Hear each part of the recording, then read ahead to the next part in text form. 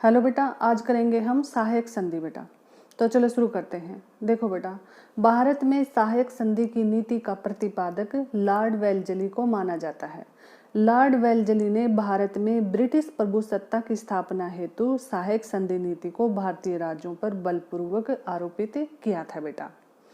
और 1798 ईस्वी में हैदराबाद के निजाम से अंग्रेजों की पहली सहायक संधि हुई थी बेटा।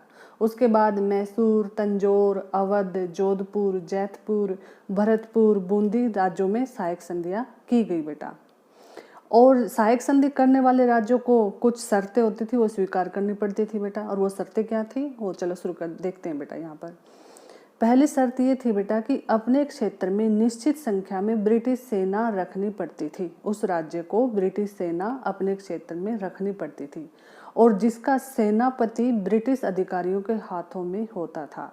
यानी जब चाहे किसी को मन चाहा जो सेनापति होता था, वो ब्रिटिश से अधिकारी वो थे, उस मन चाहे व्यक्ति को उस सेना का सेनापति बनाते थे बेटा।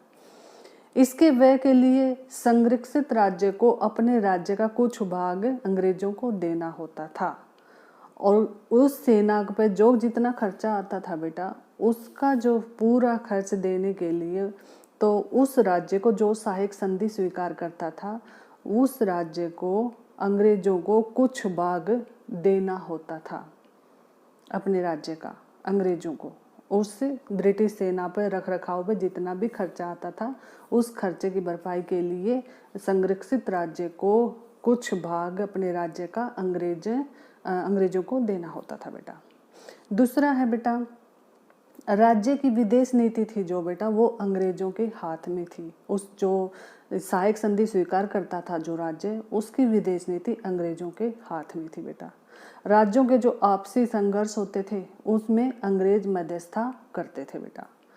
तीसरा पॉइंट है बेटा, किसी भी संरक्षित राज्यों को ब्रिटिश की अनुमति के बिना किसी यूरोपीय को अपनी सेवा में रखने का अधिकार नहीं था। यूरोपीय मीन्स बेटा जैसे फ्रांसीसी से थे और डच थे, पुर्तगीज थे, तो इनसे जो संरक्षित राज्य होता था, जो सहायक संधि स्वीकार करने वाला राज्य होता था, ब्रिटिश की यानी अंग्रेजों की अनुमति के बिना, आज्ञा के बिना उनसे कोई भी सेवा उनका वो रखने का अधिकार नहीं था बेटा उस राज्य को।